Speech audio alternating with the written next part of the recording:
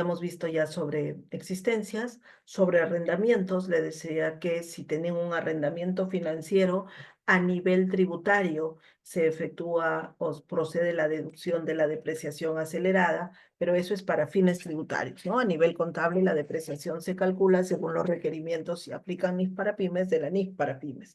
Entonces, no correspondería o no procedería, ¿correcto? No correspondería o no procedería, pues, registrar bajo ningún motivo una depreciación acelerada. Nuevamente, eso se concilia vía DJ anual, ¿ok?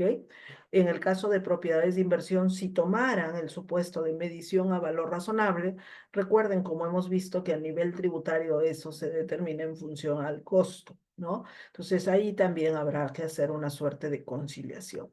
En el rubro de propiedad, planta y equipo es uno de los rubros que mayores diferencias presentan y que es un concepto transversal a las empresas. Todas las empresas tienen activo fijo, propiedad, planta y equipo. Entonces, ahí hay que tener mucho cuidado con esta conciliación, ¿no?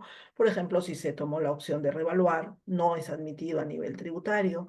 La diferencia entre depreciación contable versus depreciación tributaria es sumamente casuístico, ¿verdad? Sumamente casuístico desde la base que se debe tomar en cuenta el cálculo versus los porcentajes máximos, ¿no? Que siempre pueden surgir diferencias. Si se optara por si se efectuara o se tuviera que hacer un deterioro del valor del activo, es una disminución contable, una pérdida estimada, tributariamente no va a resultar aceptable. Igual si fuera el caso de activos intangibles, se podrían presentar diferencias entre la amortización según NIF versus la amortización admitida tributariamente, ¿no?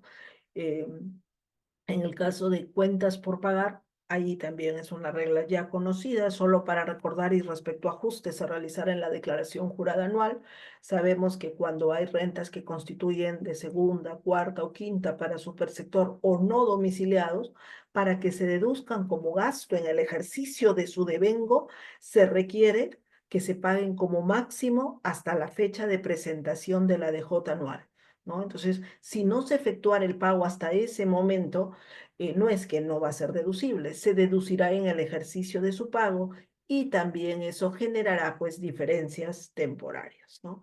Y las provisiones en general que efectuamos contablemente, dado que son estimaciones, tampoco se admiten tributariamente, ¿no? En síntesis, tengamos en cuenta que a nivel tributario no se aceptan las asignaciones, ¿no? Por reservas o provisiones no admitidas por ley.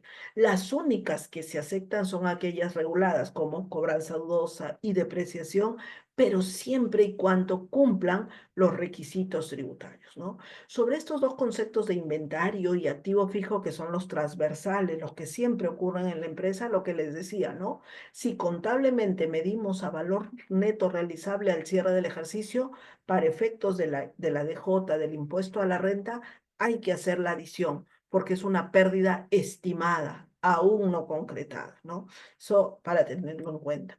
Y el activo fijo igual, ¿no? Las diferencias que surgen, si es que hay revaluación, deterioro, por ejemplo, o también la depreciación que presenta diferencias, ¿ok? Todas esas diferencias, y esto está, no es NIC 12, porque estamos en NIC Pymes, sección 29.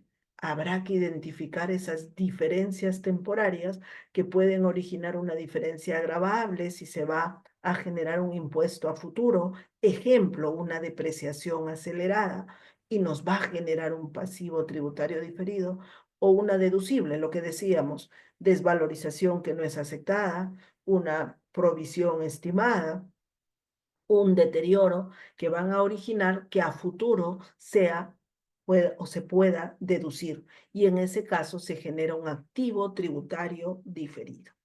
Ahora, si conciliamos lo que estamos mencionando aquí solo como ejemplo, el papel de trabajo que deben tener en cuenta.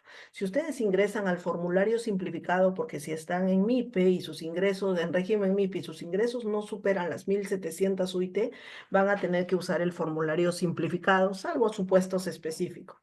Y cuando ustedes ingresan al formulario simplificado, ahí está el casillero de adiciones y lo que señala es: determine las adiciones y consigne el importe. Determine las deducciones y consigne el importe. Ojo, tienen que tener papeles de trabajo lo más detallados posibles. Ahora, ese papel de trabajo tiene que estar soportado documentalmente, ¿eh?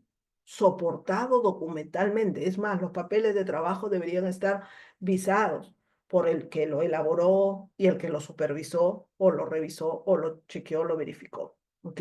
Tienen que tener los papeles de trabajo respectivos de cara, ¿no?, a enfrentar posteriormente una fiscalización, ¿no? Siempre lo que decimos es, cuando presentamos la DJ, ¿es el inicio o el final?, ¿no? Y nuevamente dicen, depende, ¿no? El final de mi proceso, pero para efectos de la mirada de quien recibe, que es el inicio. La declaración jurada tiene los estados financieros, tiene adiciones, deducciones, información complementaria que se va a considerar, que se va a tomar en cuenta, ¿ok? Para efectos de las cartas inductivas, para efectos de las acciones de SUNAT, para efectos de la fiscalización. Entonces aquí, por ejemplo, yo les pongo algunos supuestos, ¿no?, de adiciones y deducciones y el control que se tiene que realizar de cara a que luego, bueno, en la DJ podrá haber un gran monto, un importe, pero ustedes tienen que sustentarlo. Si hay una depreciación mayor, si se destruye existencia sin cumplir con los requisitos, ya eso no se puede luego retroceder, ¿no? Las vacaciones son un típico caso de diferencias temporarias, cuando se roba existencias, ¿no? Y pongo este caso, lamentablemente, en el contexto en el cual se encuentra, ¿no? Actualmente el país está dando esta situación, ¿no? Las empresas a veces están dentro de esta casuística, robo de existencias. Al cierre del ejercicio, ¿cómo lo tiene sustentado la empresa? Solo con denuncia policial es temporaria. No se puede deducir, porque para que se deduzca tiene que haberse acreditado judicialmente el delito o demostrarse que es inútil ejercitarlo. Y eso a veces no es tan rápido, ¿no? Toma su tiempo. Entonces, si al cierre del ejercicio la empresa ha tenido robo de inventario, de activo fijo, y solo tiene denuncia policial, ojo, aún no es deducible, hay que hacer la adición. ¿Y por qué es temporaria? Porque obviamente no es que lo van a perder, lo pueden recuperar, pero cuando cumplan los requisitos. ¿Okay? Otro supuesto, omitir reconocer ingresos en el periodo que se devengó y su costo. Entonces ahí estamos frente a un error contable, no es ni temporal ni permanente, sino frente a un error contable. Igual en las deducciones. Si tomo la opción tributaria de deducir un activo intangible como gasto, es una temporaria imponible. Si mido a valor razonable y hay una ganancia, es una temporaria imponible. Las vacaciones es un tema ya más conocido. Si deduzco cobranza dudosa que un año no fue deducible y ahora sí, estoy reversando una diferencia temporaria. Desembolsos vinculados con la reubicación de una maquinaria, la dinámica que les comentaba, costo versus gasto, ¿no?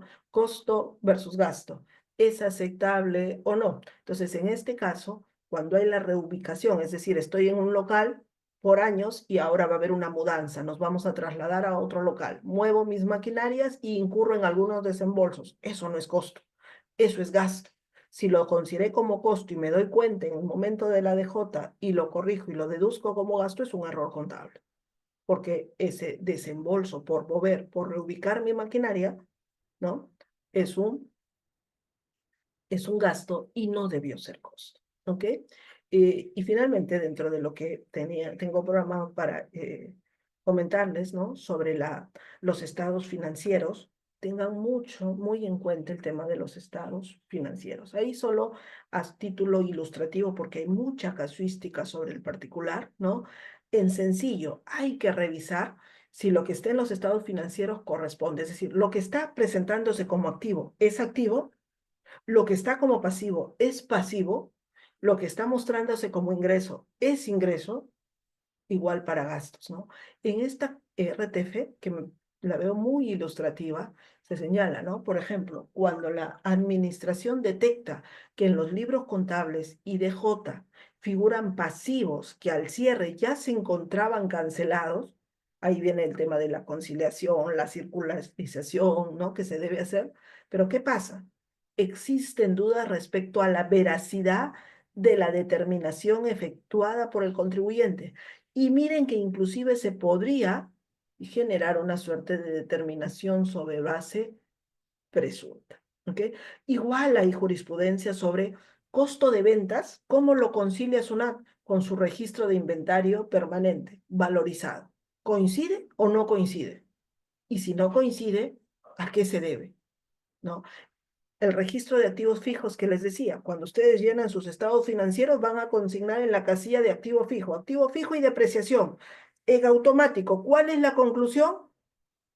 Tienes el registro de activos fijos.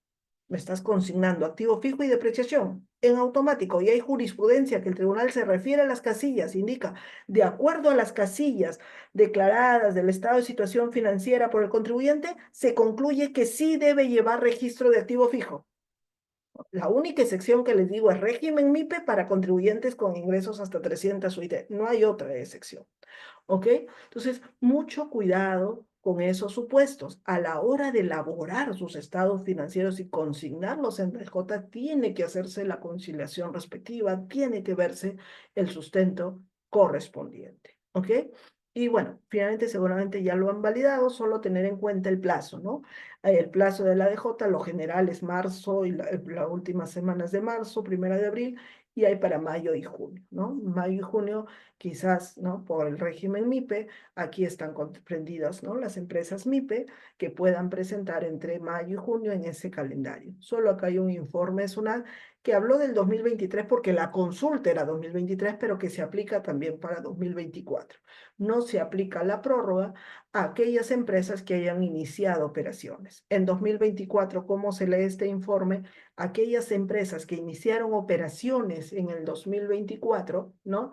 No se podrían, según el criterio de SUNAT, no podrían acogerse a la ampliación del plazo porque no han tenido ingresos, ¿no? En el año anterior, porque la base es considerar los ingresos anuales del año anterior. Si te constituiste en el 2024, no tienes ingresos del año anterior, por ende, ¿no? Por ende, no podrían acogerse a la prórroga, ¿ok? Y tengan en cuenta que esta prórroga es solo para efectos de DJ anual. No cambia sobre la forma de calcular los pagos a cuenta a partir de marzo. Y algo muy importante, los plazos de los libros y registros contables no ha cambiado. Por ejemplo, hay libros anuales y los libros de diciembre, cuyo plazo no cambia al margen de cuando presenten su DJ anual, ¿no? Eso no ha variado, ¿ok? O sea, si hablamos de cierre, de cálculo de impuesto a la renta que tiene que estar registrado en el libro diario, ese plazo no ha variado para efectos de presentarlo, ¿no? Si es que es para el envío, por ejemplo, si lo llevan en forma electrónica, ¿ok? Eso era lo que quería, me he permitido compartirles, ¿no? Tiempo siempre un poco justo, pero quería compartirles algunos tips, algunos datos que les puedan a ustedes resultar de utilidad. Espero que se haya logrado ello, que lo hayan apreciado de esa manera. Eh, Estamos ya en la hora. Quedo a indicación de lo que me señalen, ¿no? Los organizadores. Sí, los que tengan preguntas pueden hacerlo a través del chat o si gustan pueden levantar la mano y activar sus micrófonos para las preguntas. Y aquí veo dos preguntas en el chat. Voy a leerlas. Estoy viendo. Buenas tardes. ¿Cómo está? Mire los mandos por está bien, Te escucho bien. se ha confirmado asociar a ver. No se escucha. Parece que está hablando por teléfono con otra persona. Creo que Sí. se encargó para que No parece que es consulta. En todo caso, tengo a Nelson con la mano levantada, pero no sé si hay una pregunta. Sí, sí, bueno, soy Nelson, ¿me escucha? ¿Cómo está, se lo Nelson? ¿Qué escucha. tal? Sí. Sí, sí, una consulta. Con respecto a, digamos, hace un rato quería ver si es correcto, hace un rato comentó, digamos, con respecto a facturas, digamos, por pagar a proveedores, si estas no se pagan hasta la presentación de la DJ anual, ¿no se deben considerar como costo o gasto en el periodo? Esa regla, Nelson, agradezco la pregunta. Si quedó alguna duda, se aplica para lo que son rentas de segunda, cuarta y quinta categoría o no domiciliados, en los cuales se exige que si se han devengado en el 2024 para que sean aceptadas como gasto, por ejemplo, se tienen que pagar hasta la fecha de vencimiento de la DJ anual. Por ejemplo, tiene usted un recibo por honorarios, por un servicio que le han prestado, y lo paga en abril, así el servicio sea gasto 24, como lo está pagando, por ejemplo, a fines de abril, ese gasto irá para el 2025. Si usted lo paga hasta el 20 de marzo, va para gasto 2024. ¿Sí, Nelson? Para esos casos. Ah, ya, son para entonces, para en este caso, rentas de segunda, cuarta o quinta, o no domiciliados. Correcto, correcto. Ah, Sí, perfecto, perfecto, correcto. ya me quedó claro. Listo, gracias. Perfecto. No tiene por qué. Aquí brevemente tengo una pregunta de Catherine, pero seguramente hizo la pregunta en el chat anterior, no recuerdo el enlace, porque dice también aplica para deudas menores de 2.000 soles. No sé a qué se refiere, quizás bancarización. No, la bancarización sabemos que hay parámetros, ¿no? Si está por debajo del límite, ahí bancarización no se aplicaría. Si es que por el monto, creo que por ahí va. Acá indican cuál es el tratamiento de los préstamos de socios y gerentes para cubrir compromisos de la empresa. Entiendo que si son partes vinculadas, ¿ok? Ojo, si hay partes vinculadas o si son partes vinculadas, se va a aplicar reglas de precios de transferencia, ¿ok? Si son socios para socios o gerentes que estén como parte vinculada, aplicamos reglas de precio de transferencia.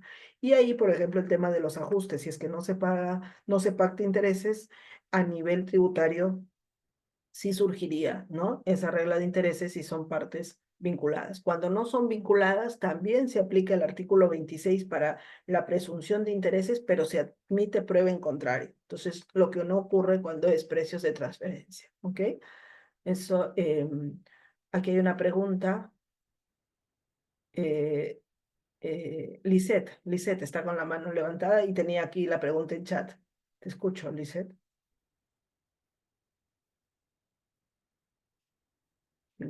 No, quizás no tiene audio. Buenas tardes. Lisette, Aló. Sí, no, soy Limber, solo que el nombre sale mal. no te ¿Me escucha? preocupes. Sí, sí, Limber, perdón. Sorry.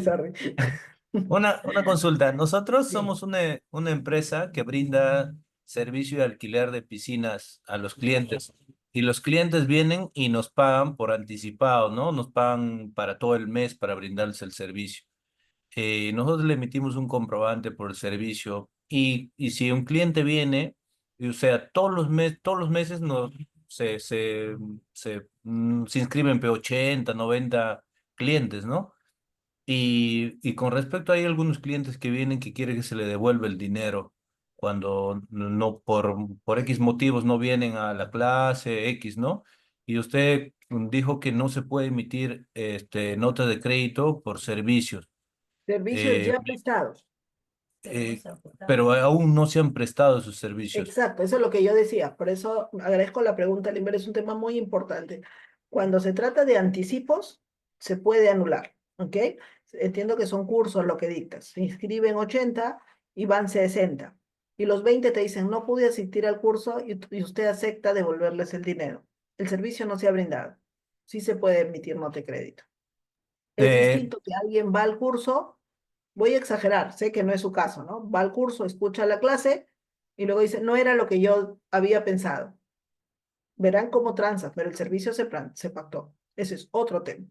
Pero si no fueron a la clase, si no recibieron el curso, ahí sí estamos hablando simplemente de un anticipo, Lima. pero nosotros no emitimos anticipos. O sea, de frente nosotros emitimos boletas por el servicio.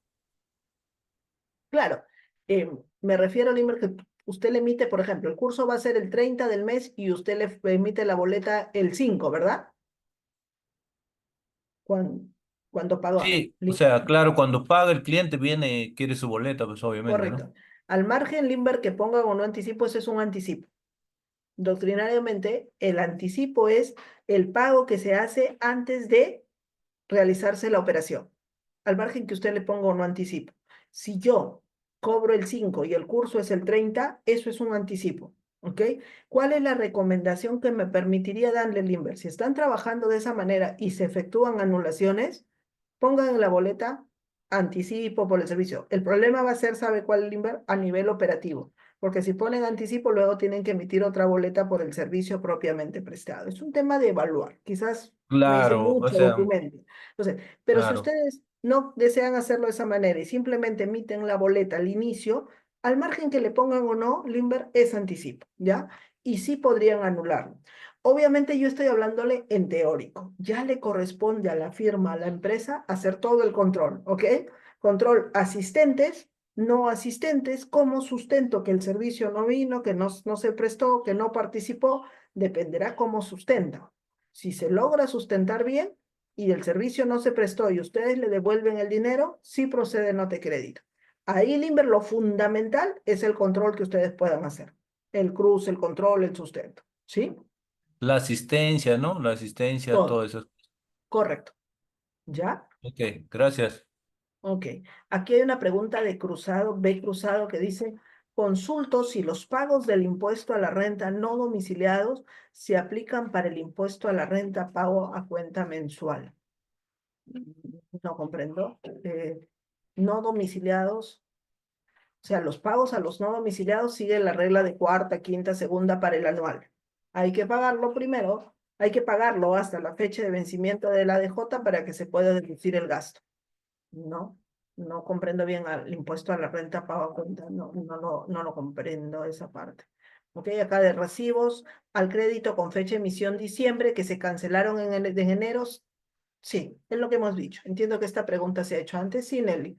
Si se emiten los recibos en diciembre y se cancelan en enero, sin problema. Son deducibles en el 2024, pero cumpliendo las condiciones y requisitos, que es lo que ahora nos va a explicar Mónica, ¿ok? Yo les estoy hablando de lo formal y de la regla del pago, ¿no? Porque aquí, por ejemplo, Nelly me dice, los recibos son deducibles, y yo le digo, sí, sin problema, ¿no? Pero ojo, a nivel, estamos en la parte del pago, esa condición, pero antes hay que cumplir todos los requisitos cualitativos, obviamente, ¿no? Esa parte de los requisitos cualitativos es lo que nos va a ilustrar Mónica, las condiciones para que los gastos sean deducibles, que es lo más importante, ¿no? ¿Ok? Perfecto. Sí. Una última pregunta. Sí, acá hay una última pregunta, Sí. claro que sí. Acá indica, está aquí Alexander y dice, ¿no? Si de acuerdo al cronograma me corresponde presentar la DJ en mayo o junio respecto al pago a cuenta de marzo, ¿qué coeficiente utilizo? Muchas gracias, Alexander. Y eso es lo que yo les estaba diciendo al final. La prórroga o la ampliación, bueno, no es una prórroga, ¿no? Hay que hablar correctamente. La ampliación del plazo se da para la DJ anual. No cambia el tema del pago a cuenta en lo absoluto. El coeficiente se determina en función al impuesto a los ingresos e impuesto a la renta anual 2024, al margen que usted presente en mayo. Entonces, a partir de marzo ya hago el cálculo con ingresos e impuesto a la renta 2024. ¿Ok? Eso sobre pagos a cuenta. Y lo otro que usted pregunte sobre saldo a favor, no, el saldo a favor para que pueda aplicarlo tiene que estar consignado en DJ. Entonces, como va a presentar su DJ en mayo, lo aplicará a partir del pago a cuenta de mayo, que vence en junio. Ojo con ello. Pago a cuenta, sí, desde marzo, con los nuevos datos 2024, aún cuando no haya presentado mi DJ, porque el artículo 85 de la LIR no lo condiciona, y saldo a favor, sí, una vez presentada la DJ anual, ¿ok? Eso, el año pasado hubo un pronunciamiento de SUNAT, mientras Mónica está exponiendo, en breve les pongo el link, ya aquí por mensaje, les voy a poner el link de ese tema que se pronunció y que va en línea con la norma. Ahí sí está de acuerdo a las normas, ¿ok? Veo que hay otras preguntas, pero ya estamos, entiendo, con el Sí, tiempo. perfecto. Muchísimas gracias, Magister Rosa. Muchísimas gracias. Vamos a compartir de igual manera la presentación con todos ustedes. Ahora me gustaría cederle el paso al señor Álvaro Gálvez. Él es gerente legal de la Cámara de Comercio de Lima. Señor Álvaro, buenas tardes.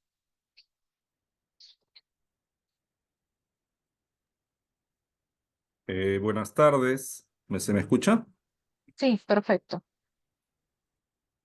Sí, he prendido mi cámara. No sé si... Sí, ok. Muy breve. Solamente para decirle a los participantes, nos acompañan más de 100 participantes el día de hoy y decirles que este es un ciclo de charlas organizado por el gremio de la pequeña empresa de la Cámara de Comercio de Lima, con el apoyo en la organización de la gerencia legal de la Cámara de Comercio, de la cual yo soy gerente. Mi nombre es Álvaro Gálvez. Agradezco a todos su participación. Estos temas son realmente necesarios, estar siempre al día, ahora que se nos viene en pocos días ya la declaración anual. Todos los temas que nos ha dicho la doctora Rosa Ortega son fundamentales y los que la siguiente expositora nos va a mencionar también respecto al tema de gastos. Yo sé que son muchos de interés de ustedes, preparen sus preguntas. Eh, Hay muchos contadores y abogados y responsables de diferentes empresas, en su mayoría pequeñas y medianas. Espero que sea de mucha utilidad. Quiero aprovechar también para comentarles que el gremio de la pequeña empresa tiene programado un ciclo de charlas en diferentes temas de interés empresarial durante todo el año. Prácticamente cada mes hay una charla de este tipo, algunas de carácter tributario, otras de temas laborales, cómo afrontar fiscalizaciones en los temas laborales, otros temas vinculados a protección de datos y en todos temas que tienen que ver con el día a día de las pequeñas empresas y lo que tienen que enfrentar y lo que tienen que saber para que sea más eficiente su gestión y prevenir contingencias.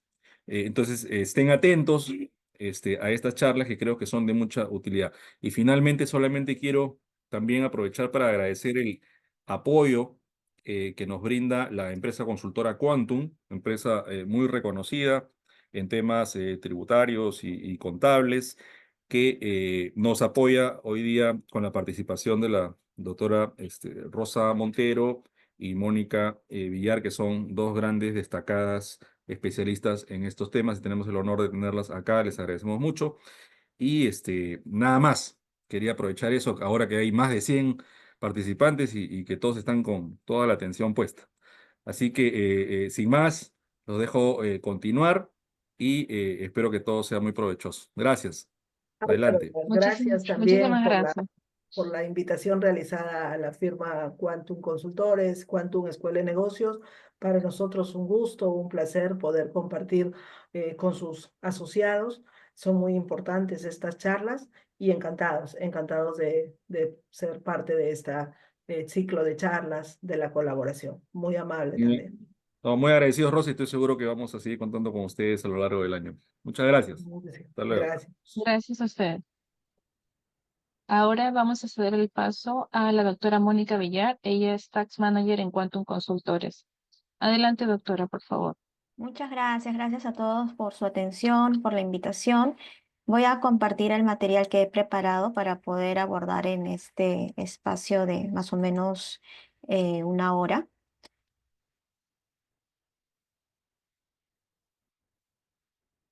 ¿Me comentan, por favor, si se puede visualizar la presentación para poder continuar? Sí, perfecto. Ok, muchas gracias.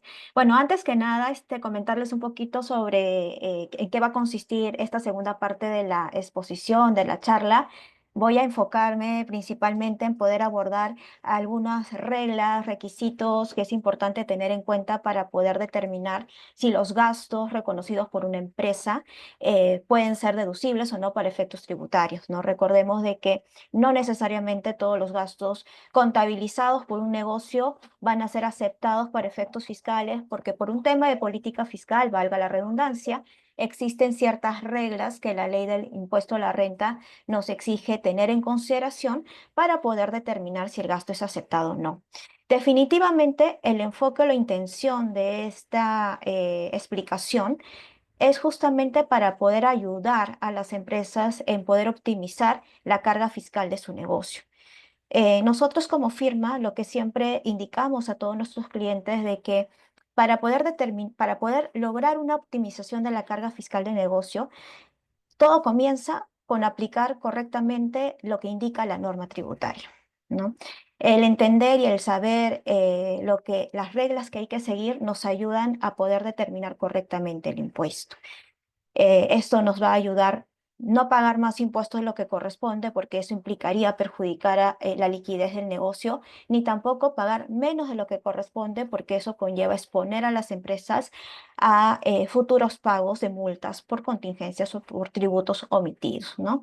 Siempre el mensaje es que hay que pagar lo que corresponde, lo justo. Entonces, para poder comenzar con la exposición, de hecho aquí he tratado de hacer un breve esquema que ya fue comentada por la doctora Rosa Ortega sobre cómo es el cálculo, la determinación del impuesto a la renta, tal como establece la ley, ¿no? Para poder determinar la base imponible, como ya lo hemos visto en la sesión previa, hay ciertos pasos previos que hay que seguir, ¿no? Una vez determinada la renta bruta, hay que deducir los gastos que son aceptados para efectos tributarios y de esa manera poder llegar a la renta neta. Ahora, en la parte operativa, lo que nosotros como contadores hacemos es básicamente partir del resultado contable que debería estar preparado, calculado de acuerdo a los lineamientos que establecen las normas de información financiera, que son las NIF, y luego de ello hacer la famosa conciliación tributaria para poder llegar a la base, a la renta neta del ejercicio o para poder determinar si es que de repente hay una pérdida tributaria. Esta conciliación tributaria consiste en poder hacer los famosos reparos, ¿no? Ya sean adiciones o deducciones. Adiciones porque de repente dentro del resultado contable puede haber algún gasto que no es aceptado para efectos tributarios o que de repente aún todavía no cumplen los requisitos, las condiciones que exigen las normas para poder aceptarse, ¿no? Como gasto fiscal. Si eso es así, entonces correspondería hacer una adición para poder ajustar ese resultado contable. Y por otro lado, podemos tener, de hecho, algunas deducciones en donde, por ejemplo, se pueden tener ingresos contables que de repente no califican como renta gravada de acuerdo a los lineamientos de la norma tributaria. Entonces, si tengo un ingreso contable que no califica como una renta gravada, tengo que considerarlo como deducción. También podemos tener el caso de adiciones o reparos que en ejercicios anteriores, que en el año previo, por ejemplo, 2023, adicioné, reparé porque no cumplía en ese ejercicio los requisitos necesarios para poder deducirlos y de repente este año 2024 ya cumplen con esos requisitos. Entonces lo que corresponde hacer es poder aplicar o deducir para poder recuperar la adición que hice en ese año anterior. Entonces, para poder considerar si un gasto es deducible para efectos tributarios, como les había adelantado, la ley tributaria nos exige verificar el cumplimiento de ciertas reglas, las cuales vamos a dividirlos en dos grupos, reglas generales y reglas específicas. De repente muchos de nosotros estamos familiarizados más con las reglas específicas, pero antes de poder ir a ver al cumplimiento de las reglas específicas, es necesario validar el cumplimiento de las reglas generales, que son las reglas más sustanciales. ¿Cuáles son esas reglas generales? Lo fundamental es validar si el desembolso o el gasto financiero contabilizado por el negocio es causal. Si cumple con el criterio de causalidad, paso al siguiente nivel, al siguiente requisito general. Pero si de plano, desde un inicio, sé que el gasto que ha incurrido la empresa no cumple con el criterio de causalidad porque de repente es un gasto personal del accionista, hasta ahí queda el nivel de análisis. Y podemos concluir que ese gasto no es deducible, no se puede deducir porque no cumple con el requisito de causalidad y tendría que considerarlo en mi conciliación tributaria, en mi papel de trabajo, en el cálculo de renta como una adición. Si por el contrario considero de que sí es causal, paso al siguiente requisito, que es la famosa fehaciencia, que más adelante voy a entrar a tallar a poder explicar con mayor detenimiento estos requisitos. Si verifico que sí es fehaciente, que sí es causal el gasto, entonces voy a la siguiente regla general, que es validar si por esa operación se validó y se cumplió las reglas de bancarización, si se usaron o no medios de pago. Si no se usaron medios de pago, si no se cumplieron con las reglas de bancarización, pues lamentablemente, a pesar de que el gasto puede ser causal o fehaciente, al no cumplir con las reglas de bancarización, ese gasto no sería deducible. Pero si cumplieron con las reglas de bancarización, paso al siguiente nivel de análisis.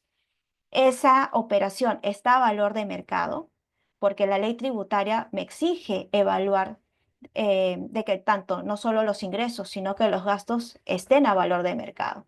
Si esto es así, paso al siguiente nivel de análisis, que es determinar o validar si es que se dio la correcta contabilización de ese desembolso.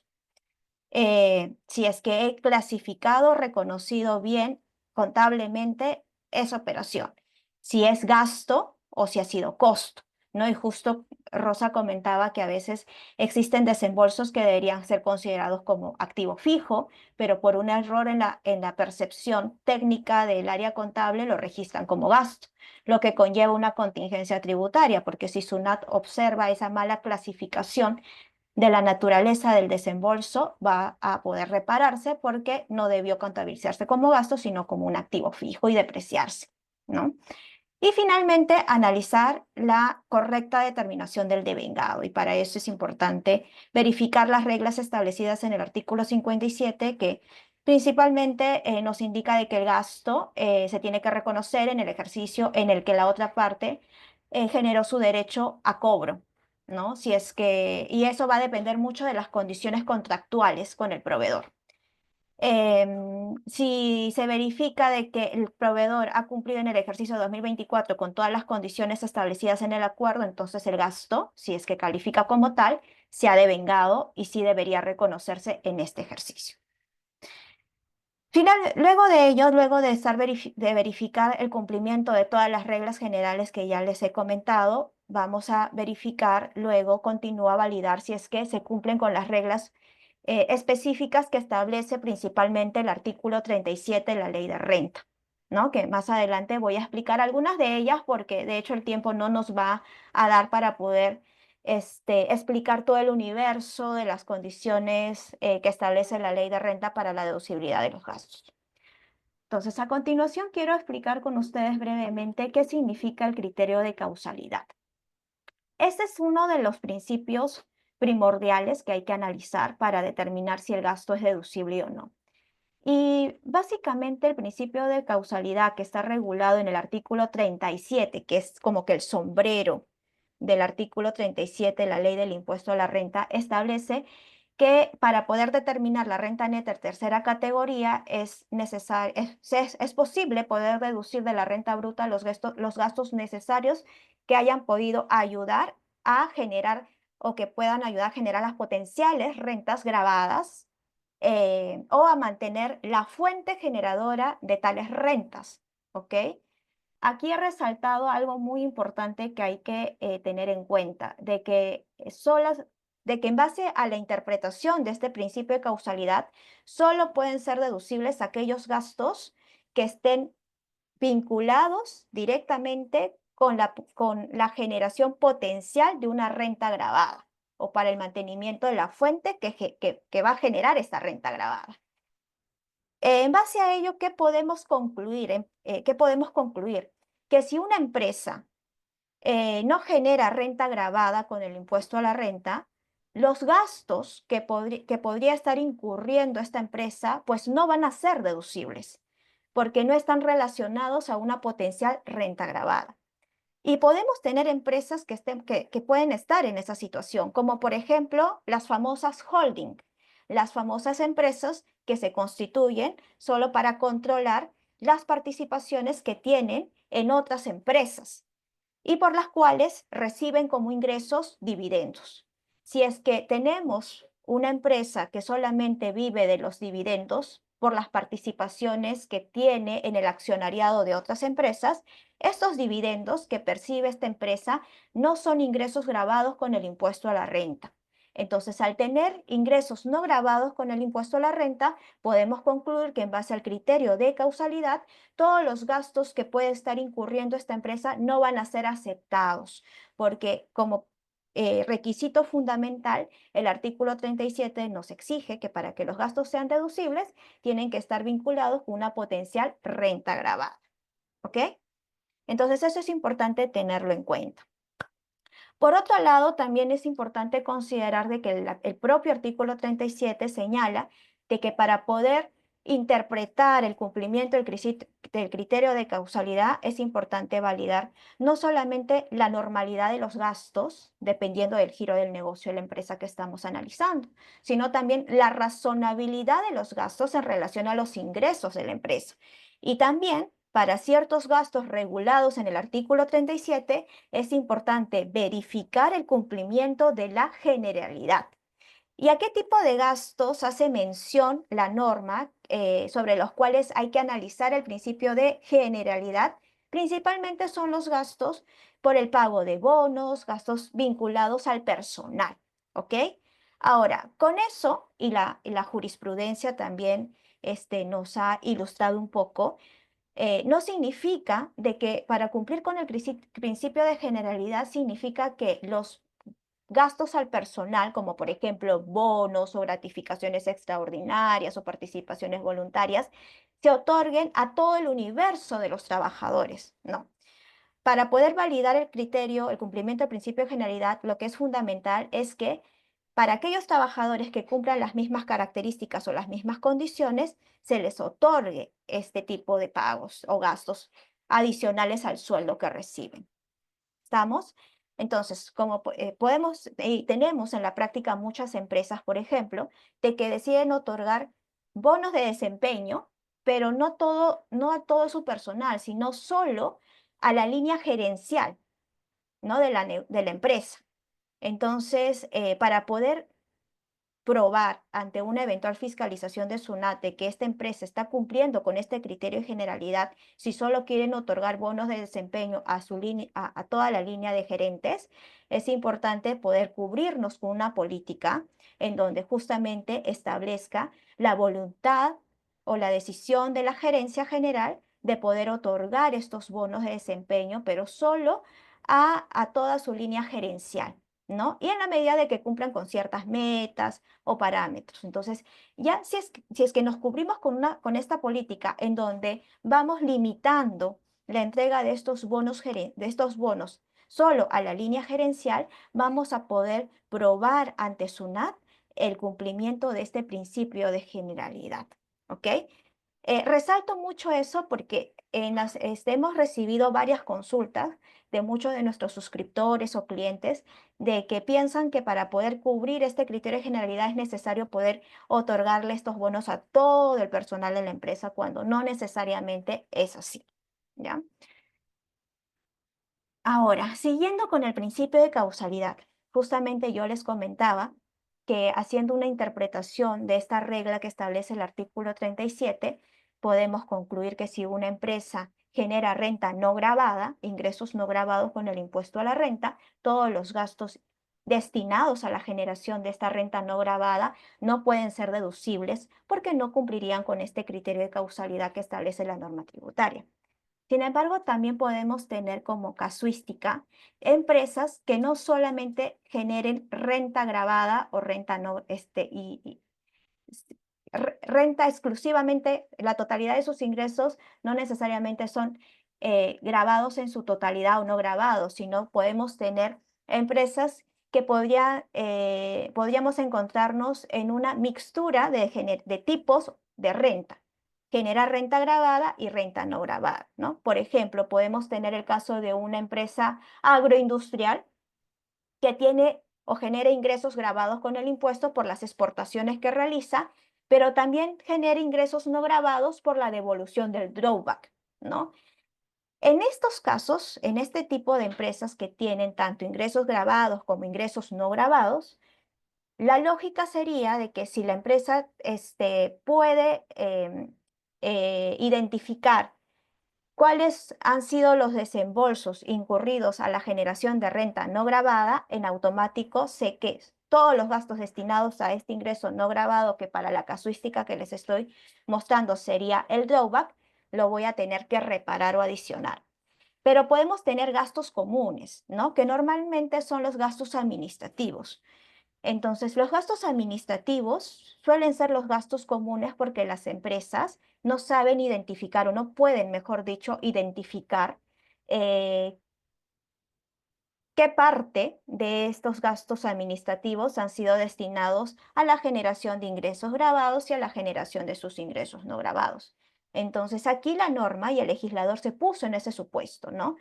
Y en el inciso F del artículo 21, reglamento de la ley del impuesto a la renta, lo que se dice expresamente es que cuando una empresa no puede identificar directamente o tiene gastos comunes sobre los cuales no puede identificar qué parte va a sus rentas grabadas y qué parte están destinadas a rentas no grabadas, están obligadas a hacer una especie de prorrata, ¿ok?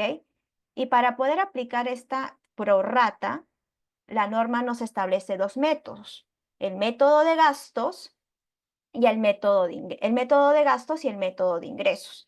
El método de gastos consiste principalmente en deducir parte de estos gastos comunes, pero en base a la proporción que existen entre los gastos directos imputables a la renta gravada sobre la totalidad de renta, ¿no? Para poder aterrizarlos con números, imaginemos de que, por ejemplo, estamos en una empresa agroindustrial estamos ante una empresa que tiene rentas grabadas y no grabadas, y la totalidad de sus gastos comunes suman 7.632.000 soles. Entonces, lo importante es que para poder aplicar la prorrata bajo el método de gastos, lo que nos exige la norma es que por lo menos tengamos identificado cuánto es el gasto directamente relacionado a su renta gravada y cuánto es el monto del gasto directamente relacionada a la renta no gravada. Entonces, lo que hacemos es dividir el monto de los gastos directamente relacionados a la renta gravada sobre la totalidad de los gastos, ¿no? Que son directamente relacionados a renta gravada y no gravada, que para el ejemplo es 755.299 entre 755.552. Haciendo esa división vamos a poder llegar a un coeficiente del 99.967%. Entonces, lo que significa de que sobre el total de los gastos comunes, que son 7.732.000, por el 99.97%, si lo multiplico, me va a dar el monto de los gastos que voy a poder deducir, porque en aplicación de esta prorrata diríamos de que ese es el monto de los gastos comunes que participan en la generación de la renta gravada, ¿ok? Y por diferencia, vamos a llegar al monto de la adición por ser los gastos comunes que participan en la generación de renta no gravada. En ese sentido, en este primer caso, mi adición va a ser el monto que resulte de aplicar esta prorrata, que son 2.556 soles, más el gasto de 253 soles, que para el ejemplo es el monto relacionado directamente a la generación de renta no gravada. O sea, en total, 2.809 soles. De hecho, en la práctica nos demuestra de que esa es la metodología de la prorrata ideal, pero porque es menos oneroso, porque resulta una menor adición. Pero para poder aplicar este método de prorrata, como les decía, es fundamental que la compañía pueda identificar cuánto es el monto del gasto que está relacionado directamente a la renta no gravada y a la renta gravada. Y para hacer eso, lo que hemos visto en muchas empresas es que han aplicado centros de costos para que SUNAT no pueda cuestionarle la aplicación de esta metodología de prorratas bajo el método de gastos. Pero si no se puede hacer esta identificación, lo que la norma también nos permite es aplicar un método suplementario, que es el método de ingresos. En este método de ingresos, por ejemplo, lo que nos dicen es que si tenemos gastos comunes, vamos también a aplicar una especie de prorrata para poder determinar cuánto es el monto deducible y cuánto es el monto no deducible. Pero a diferencia de determinar este coeficiente en base a la correlación de los gastos, vamos a determinar este coeficiente en base a la determinación de cuánto es la proporción de la renta bruta gravada entre las rentas brutas gravadas más no gravadas, ¿no? Entonces, en el ejemplo tenemos que la renta bruta gravada es de 8.839.442 soles. Entre la totalidad de los ingresos grabados y no grabados me suman 10.700.000 100.358 soles, lo que va a generar un coeficiente de 87.52%. Este porcentaje lo multiplico por mis gastos comunes, me va a dar el gasto deducible. Y por diferencia voy a poder determinar cuánto es el monto de reparo de los gastos comunes que en aplicación de esta metodología de prorrata podríamos indicar de que están vinculadas a la generación de renta no gravada, lo cual resulta 952.777 soles. Entonces tengan mucho cuidado en aplicar esta metodología de prorrata cuando estén frente a clientes o a empresas que tienen tanto renta gravada como renta no gravada, o sea, ingresos gravados, ingresos no gravados con el impuesto a la renta, y en paralelo tengan gastos comunes, ¿no? Que no se puedan identificar o no se puedan determinar o identificar directamente a qué tipo de ingresos corresponde. Ahora, si comentamos un poquito respecto a la fehaciencia, lo que yo les puedo decir en mi experiencia es que muchos de los reparos que estamos viendo hoy en día que SUNAT realiza es principalmente porque las empresas no están preparadas para poder sustentar la fehaciencia de todos sus gastos. Y este es un ejemplo de una RTF que ya tiene, bueno, de hace un buen tiempo, pero que habla sobre un gasto que es muy común y que a veces a la gerencia o a los dueños de la empresa les resulta un poco difícil entender, que para que los gastos sean deducibles no es suficiente, como justamente indicó Rosa en su participación, que existe el comprobante de pago, sino que hay que documentar de que este gasto que se ha incurrido haya sido real y que haya sido necesario para la operatividad del negocio, ¿no? Por ejemplo, en esta RTF lo que se comenta es el caso de un gasto de consumo a restaurantes, que probablemente es un gasto de representación, y que fue cuestionado por SUNAT por el hecho de que la empresa no acreditó con comunicaciones o invitaciones a clientes el motivo del por qué se realizaron estos gastos de consumo en el restaurante, ¿no? Y aquí claramente la conclusión del Tribunal Fiscal fue de que no basta la información contable ni el comprobante de pago para poder acreditar que el gasto sea deducible, ¿no? Es importante poder documentar fehacientemente, es decir, con pruebas de que el gasto sí fue real. Y la fehaciencia va a depender del tipo de gastos, del tipo de desembolsos. Por ejemplo, si es que la gerencia va a participar en una feria, ¿no? Por lo menos sabemos de que cuando una persona asiste a una feria o asiste en un congreso, tiene que existir el photocheck de ingreso o la inscripción a la feria. Esa es la prueba fundamental en el caso que les estoy explicando, que acredita la fehaciencia de la asistencia a la feria y no solamente el comprobante de pago. Así que es importante tener en consideración y poder un poco hacer partícipes a las áreas usuarias de las empresas, que normalmente son las que contratan con los proveedores, lo fundamental y lo importante que es poder documentar la efectiva prestación de servicio por parte de sus proveedores. Ahora, acá tengo un caso respecto a gastos recreativos al personal de la empresa. ¿Y por qué pongo este casito? Por ejemplo, es porque a veces tenemos la costumbre que cuando hacemos el cálculo de renta, cuando hacemos una revisión del cálculo de renta y validamos estos tipos de gastos que están limitados, ¿no? Porque tanto los gastos recreativos como los gastos de representación, según el artículo 37 de la Ley de Renta, contemplan una limitación de cuánto sería el monto anual a deducir. Se nos escapa analizar si es que ese gasto es causal o no es causal para el giro del negocio, ¿no? Para la empresa, que es, como les dije, una regla fundamental y primordial que hay que analizar para poder determinar si el gasto es deducible o no antes de pasar a verificar las reglas específicas. Entonces, en este casito, por ejemplo, tenemos que una empresa acostumbra, con motivos de relacionarse más o fidelizar más al personal, realizar una fiesta de fin de año, con la finalidad de generar un ambiente más propicio para el trabajo, aumentar la productividad y minimizar el nivel de estrés.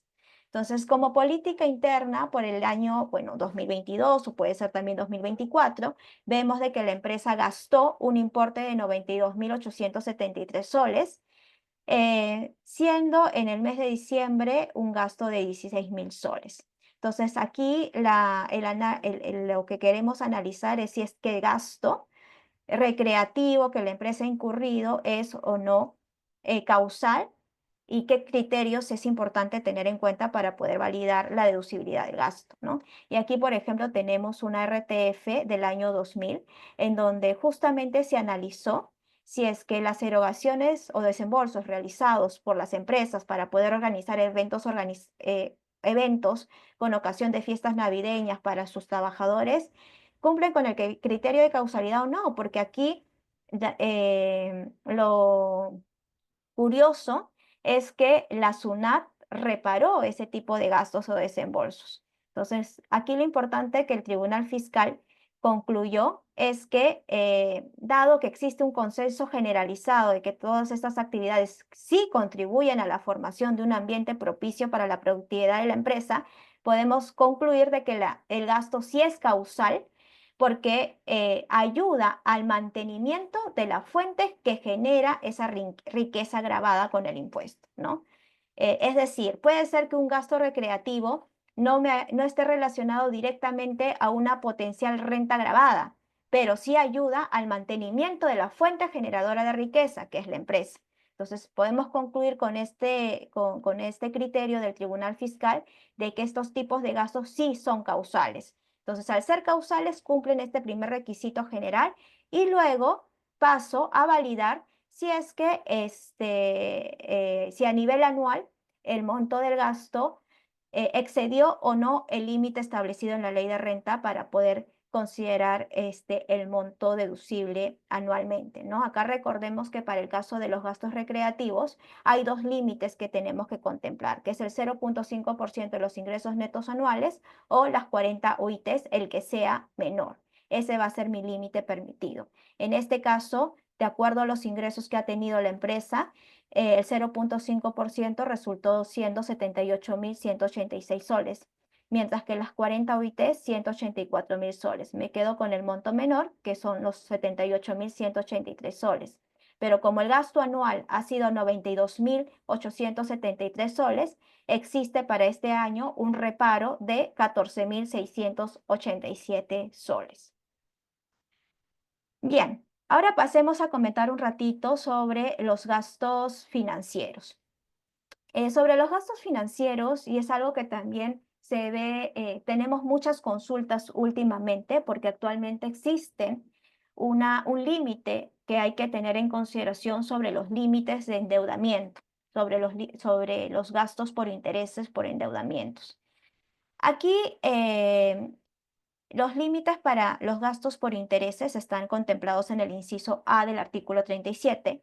En principio, este inciso A lo que establece es una como repetición de cumplir con el criterio de causalidad, ¿no? Es decir, que los gastos por intereses son deducibles, son aceptados en la medida de que la compañía pueda demostrar de que existe causalidad, ¿no? O sea, por ejemplo, si es que una empresa necesita financiarse, prestarse dinero para poder cubrir la compra de inventarios, de activos fijos, para poder cubrir su capital de trabajo, no cabe duda de que esos intereses de ese préstamo cumplen con este criterio de causalidad, por consiguiente, cumplen este primer requisito contemplado en el artículo A del inciso 37. ¿Ok? Si, por ejemplo, la empresa, por el contrario, no se financia, se pide un préstamo al banco para poder pagar dividendos, aquí ya estamos en un caso opuesto, porque los dividendos no son gastos para la empresa. Al no ser gastos para la empresa, esos intereses, podríamos concluir que esos intereses no pueden ser deducibles porque no cumplen con este criterio, esta regla de causalidad que exige el inciso A del artículo 37. Entonces, aquí es importante poder cubrir y tener documentado toda la trazabilidad del motivo del por qué la empresa se ha financiado. Sean estos préstamos con el banco como sean préstamos con los dueños de la empresa, ojo, porque una empresa, sobre todo he visto en las medianas o pequeñas empresas, a veces son los propios accionistas quienes prestan dinero, ¿no? Entonces aquí hay que tener mucho cuidado en poder tener documentado el motivo del préstamo, ¿ok? Y además poder tener el contrato, ¿no? El cronograma de pagos. Si es que el accionista me está prestando, también es importante de que él emita su factura con la retención del 5% respectiva para poder justificar el pago del interés. Ahora, adicionalmente a verificar de que se cumpla con este requisito de causalidad, lo que establece la norma desde el 2021 en adelante es que algunas empresas, no todas, algunas empresas verifiquen el límite del famoso EBITDA tributario. Es decir, hoy en día un grupo de empresas pueden deducir sus intereses netos en la medida de que esos intereses netos devengados en el ejercicio no supere un límite, están limitados su deducibilidad de los intereses. ¿Y cuál es el parámetro? Es el 30% del EBITDA tributario del ejercicio anterior.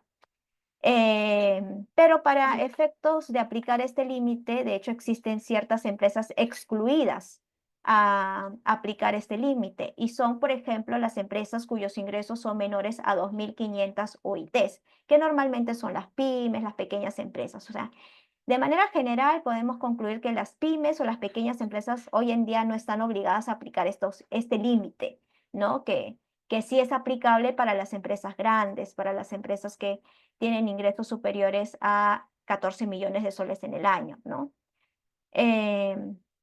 Pero les quería poner en contexto de que existe este límite de endeudamiento que hay que considerar para un grupo de empresas.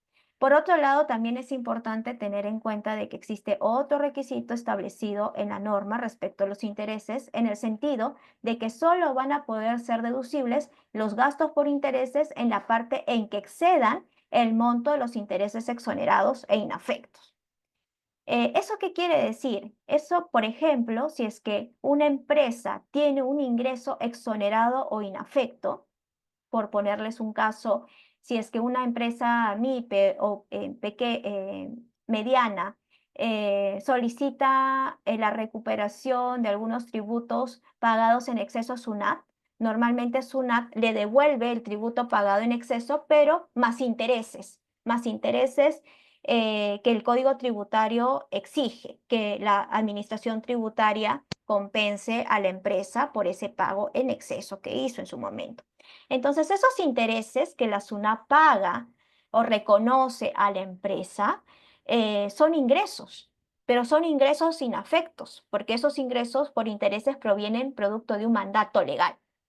Entonces, como esos intereses son inafectos, los gastos que esta empresa haya podido incurrir por los préstamos obtenidos solo van a poder deducirse en la medida de que excedan estos intereses inafectos o exonerados. Por ejemplo, si es que mi empresa tiene gastos por intereses de 500.000 soles y por otro lado tengo intereses por devoluciones de SUNAT de 100.000 soles, solo voy a poder deducir de los 500.000 soles de gastos de intereses que tengo 400.000, porque solo puedo deducirme el exceso del monto de los intereses por ingresos exonerados o inafectos. También tener en cuenta de que si, por ejemplo, tenemos fraccionamientos con SUNAT, los intereses que se pagan por estos fraccionamientos sí son deducibles para efectos tributarios porque los contempla la propia ley del impuesto a la renta. Otra regla específica que hay que tener en cuenta respecto a los intereses es que si las empresas se endeudan con entidades del exterior, ya sea bancos o sean empresas jurídicas del exterior, el inciso A de punto 4 del artículo 37 exige que para que esos intereses sean deducibles, es necesario de que se cancelen antes del vencimiento de la DJ anual, en donde se provisionó el gasto. Si es que lo pago posterior a la presentación de la DJ anual, esos intereses se difieren para el siguiente ejercicio. Como les había indicado respecto al cálculo del EBITDA, existen algunas excepciones a la regla y normalmente respecto a los sujetos exceptuados de aplicar este límite son las empresas cuyos ingresos netos del ejercicio sean menores o iguales a 2.500 UITs. También están exceptuados a este límite los endeudamientos que hayan sido por producto de emisión de valores mobiliarios, ¿no? Por ejemplo, los bonos. Si una empresa emite bonos, se endeuda a través de la emisión de bonos, en la medida de que cumplan ciertos requisitos, esos intereses no van a estar sujetos al límite del endeudamiento. También es importante tener en cuenta de que este límite, el EBITDA tributario, es un concepto netamente tributario, no es el EBITDA financiero que normalmente conocemos en el mundo de las finanzas, no. Este es un EBITDA muy particular, es tributario porque los componentes del EBITDA son términos netamente tributarios, ¿no? ¿Cómo llego al EBITDA tributario? Parto de la renta neta del ejercicio anterior, le resto las pérdidas en caso esté arrastrando alguna pérdida tributaria, le sumo los intereses netos del ejercicio anterior, pero solo los que fueron aceptados tributariamente en ese ejercicio, y sumo las depreciaciones y amortizaciones tributarias.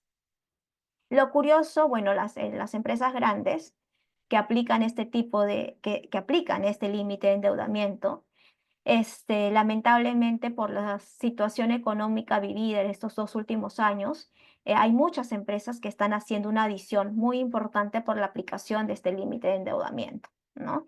Lo bueno, entre comillas, es que cuando existe algún exceso de intereses por la aplicación de este límite, la norma nos permite arrastrar ese reparo y poder deducirlo en la medida de que se puedan compensar en los 4 ejercicios siguientes, ¿no? Aplicando esta fórmula. Si es que no se puede recuperar dentro de un lapso de 4 ejercicios, pues se pierde ese gasto financiero. Este es un caso que les traje respecto a la aplicación del EBITDA, como acá, por ejemplo, tenemos, ¿no? Que una empresa tiene un gasto financiero del 2024 de 2 millones de soles. Por otro lado, tenemos de que en el 2024 tiene ingresos por intereses grabados de 300.000 soles y el EBITDA tributario del 2023 es de 5 millones de soles.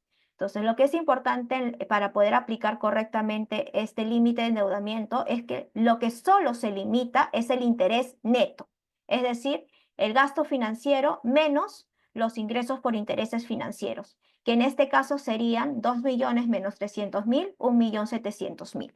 Ese es el monto que va a estar sujeto al límite del EBITDA. Mi EBITDA del ejercicio anterior fue 5 millones de soles.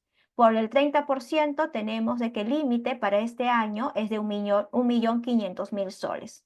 Entonces, si comparamos 1.700.000, que es el interés neto, versus 1.500.000, que es el límite máximo, tenemos una diferencia de 200.000. Los 200.000 soles es el reparo que la empresa tendría que hacer en el año 2024.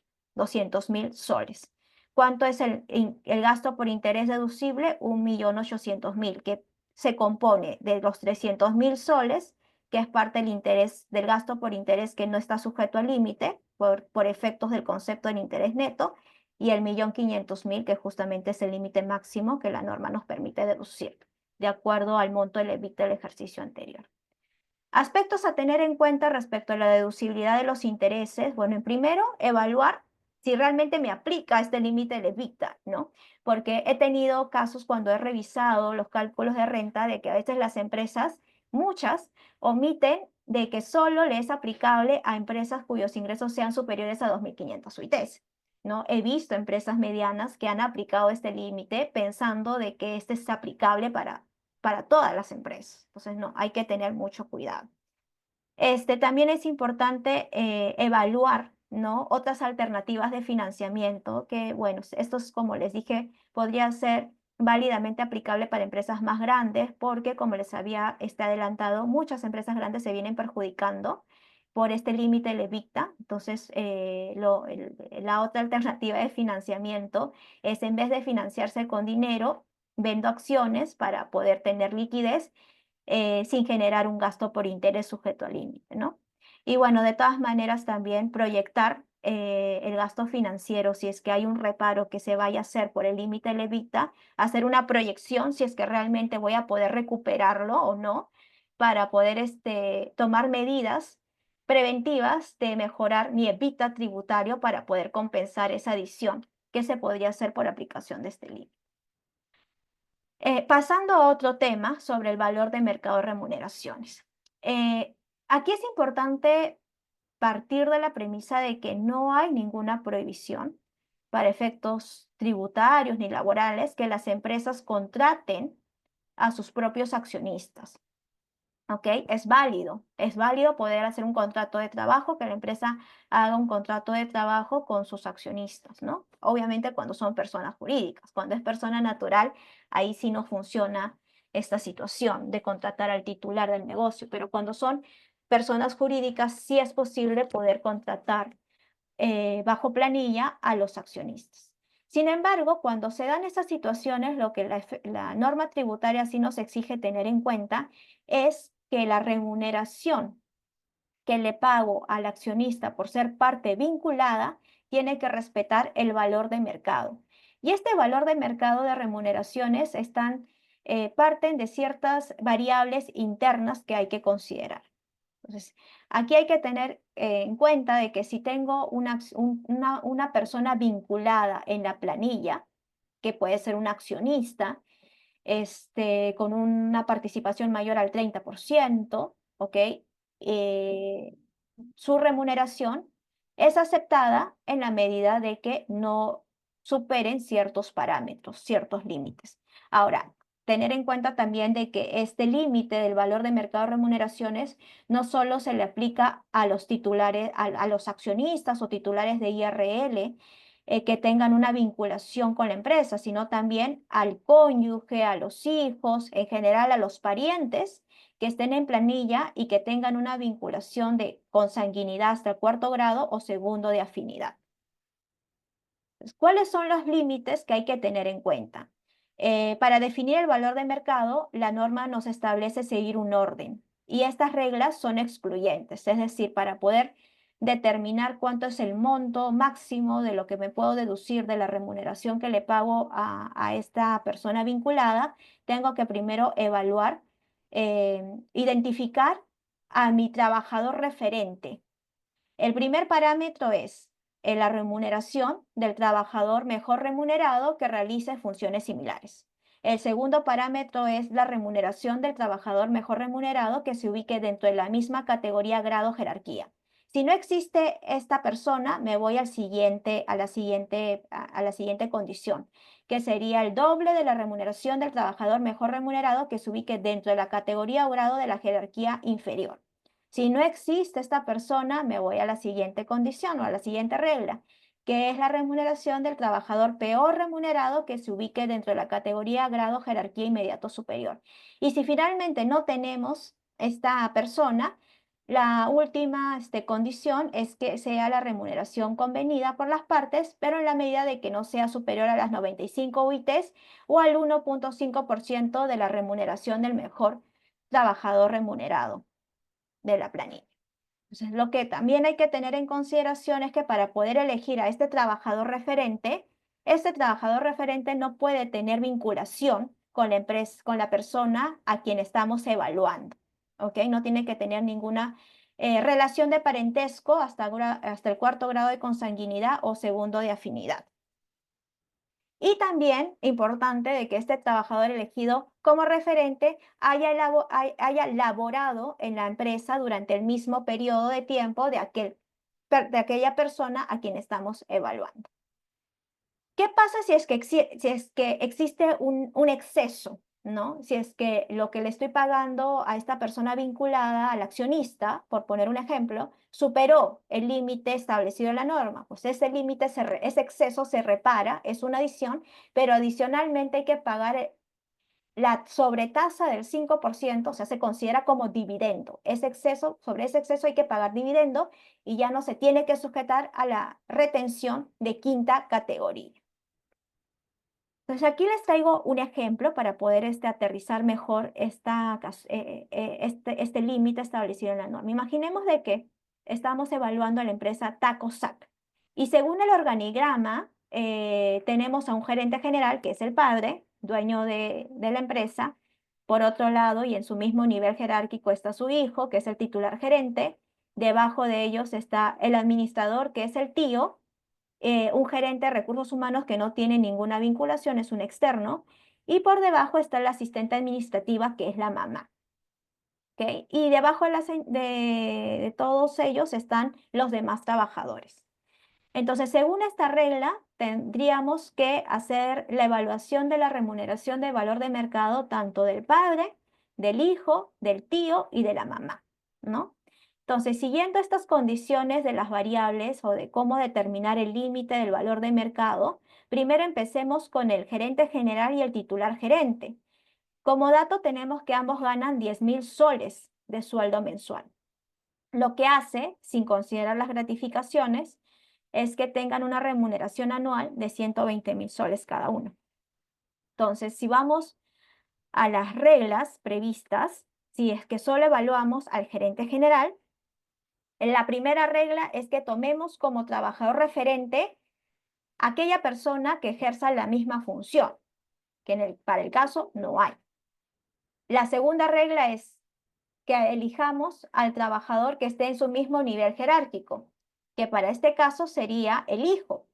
Pero como tiene vinculación consanguínea con la persona que estamos evaluando, esta segunda regla no se le aplicaría, ¿no? Tanto para el padre como para el hijo, porque para el hijo sería la misma situación, tendría que elegir al padre, pero como son parientes, no se pueden comparar ambos sueldos. Entonces, bajo la a la tercera regla, que sería el doble del sueldo de lo que gana el inmediato inferior, el que gana más, que para el ejemplo sería el gerente de recursos humanos, porque el administrador tampoco puede ser trabajador referente debido a que son vinculados, parientes, ¿no? Entonces, el valor de mercado, sabemos de que el gerente de recursos humanos gana 3.000 soles. Si es que lo proyectamos por un año, resultan 36.000 soles. Entonces, para poder determinar el valor de mercado, según la tercera regla, me dice de que el valor de mercado sería el doble de la remuneración del trabajador referente, o sea, 36.000 por 2, resultan 72.000.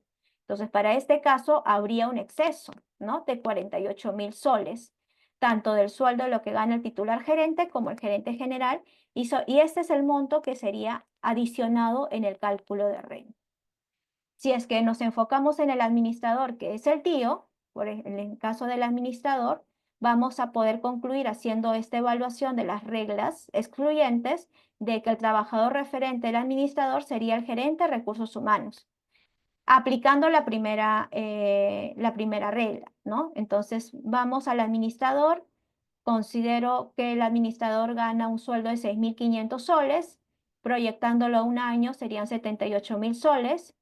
La regla me dice de que cojo la remuneración del trabajador elegido como referente, que para este caso sería 36.000. Entonces comparo 78.000 menos 36.000, existiría un exceso de 42.000. Y para la asistente administrativa, vamos a concluir que se le aplicaría la cuarta regla, porque sería el trabajador peor remunerado de la línea jerárquica superior. Entonces, en este caso, si es que consideramos que la asistente administrativa gana 5.000, proyectándolo a un año, llegamos a que su remuneración anual sería 60.000 y el valor de mercado serían los 36.000, que es el sueldo anual del gerente de recursos humanos, es decir, 24.000 soles sería la adición. Por otro lado, también sobre los gastos de vehículos, ¿no? Sobre los gastos de vehículos es importante tener en consideración de que existen un límite establecido para aquellos vehículos que están vinculados o que están siendo asignados al área de dirección, representación y administración. Y para estos casos, los vehículos operativos no están sujetos a ese límite, solo los vehículos que están asignados a estas áreas de dirección, representación y administración. Y mucho va a depender en principio de los ingresos netos anuales del ejercicio anterior que ha tenido la empresa para determinar cuántos son los vehículos que según la norma me permiten tener para estas áreas, ¿no? De administración, dirección y representación. Y aquí les dejo el cuadrito y como vamos a poder ver, dependiendo del nivel de ingresos anuales del ejercicio anterior, la norma te permite deducir los gastos de mantenimiento y funcionamiento de cierta cantidad de vehículos asignadas a estas áreas de dirección. Probablemente que si estamos frente a empresas medianas o pequeñas, como verificamos, solo se les va a permitir deducir los gastos de mantenimiento y funcionamiento de un solo vehículo, ¿no? De un solo vehículo. ¿Qué pasa si la empresa tiene 2 o 3?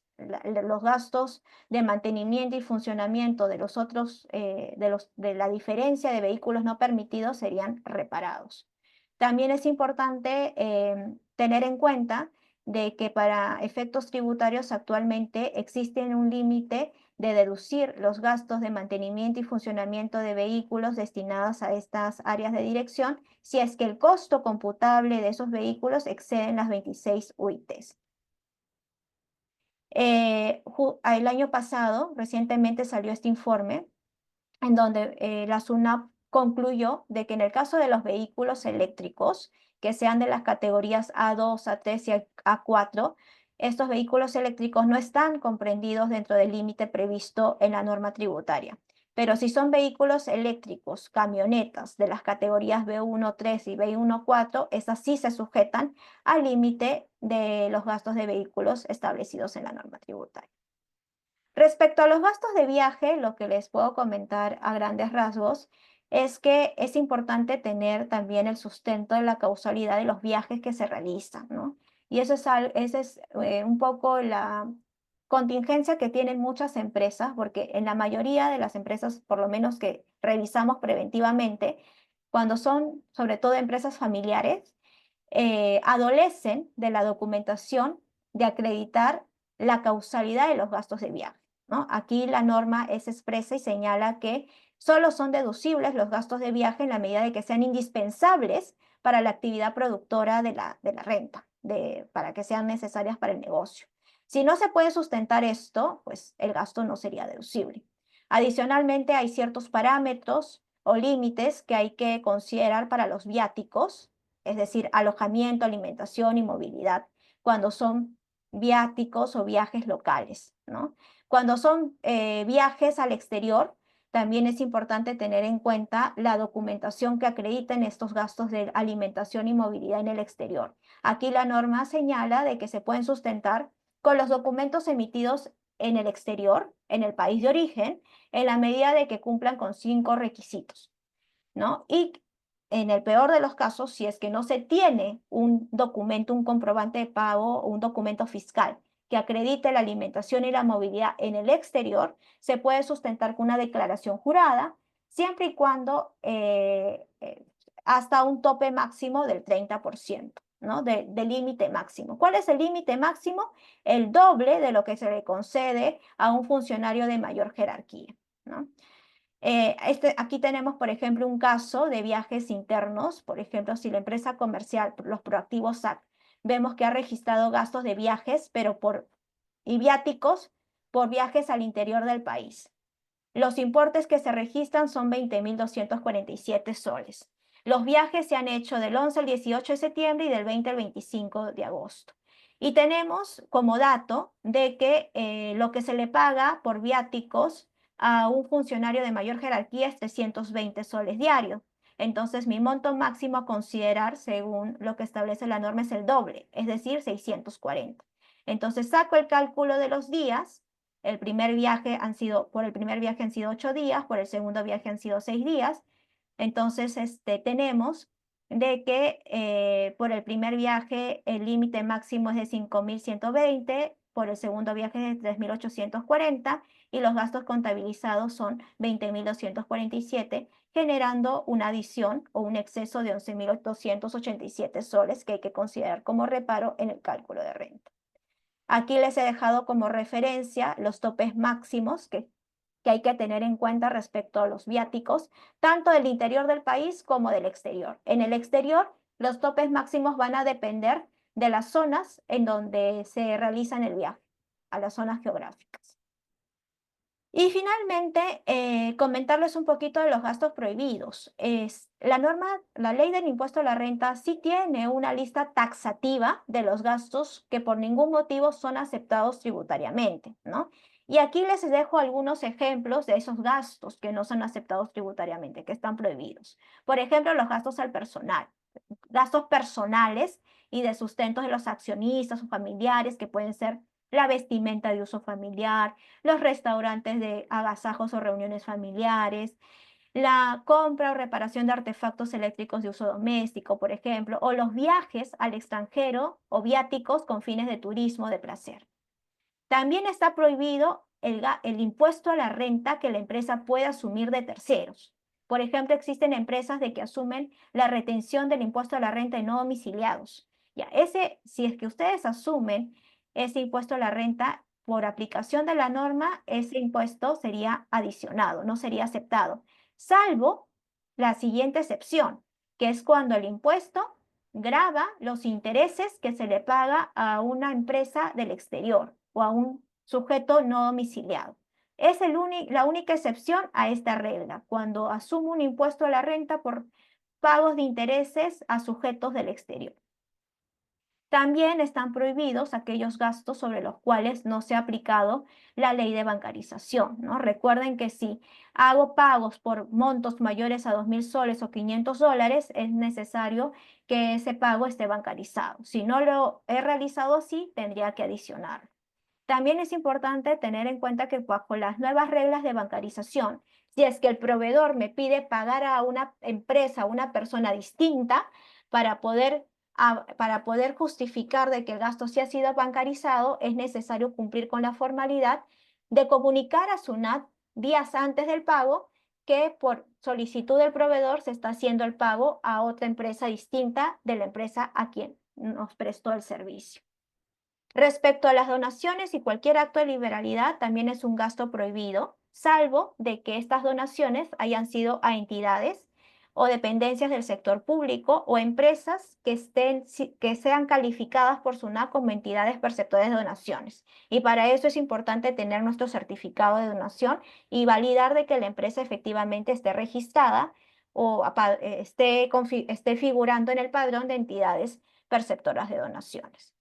También es un gasto prohibido o no es aceptado por la ley de renta aquellas provisiones genéricas, ya sean por litigios, por juicios laborales. Sabemos que si una empresa tiene un litigio judicial o laboral y según los abogados es altamente probable de que pierda ese juicio, por aplicación de las normas contables tengo que ir reconociendo un gasto por la provisión de ese litigio, a pesar de que todavía no existe una sentencia firme.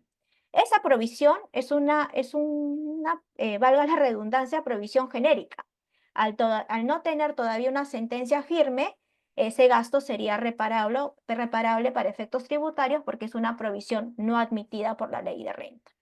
Y la depreciación del mayor valor atribuido o de las revaluaciones, producto de las revaluaciones voluntarias, también sería reparable, salvo de que esa revaluación se haga en el marco de una reorganización de sociedades. Y finalmente, cualquier gasto que provenga de un servicio realizado por una entidad que esté ubicada en un paraíso fiscal o en un país de un territorio no cooperante, como por ejemplo Panamá, Islas Caimanes, esos gastos tampoco no son aceptados. Hay ciertas excepciones, como por ejemplo los pagos de intereses. Si es que me presto dinero de un banco de Panamá, el interés que pago, ese gasto sí sería aceptado porque está dentro de la excepción a la regla, porque la regla general es que cualquier gasto proveniente de paraísos fiscales no sería aceptado para efectos tributarios.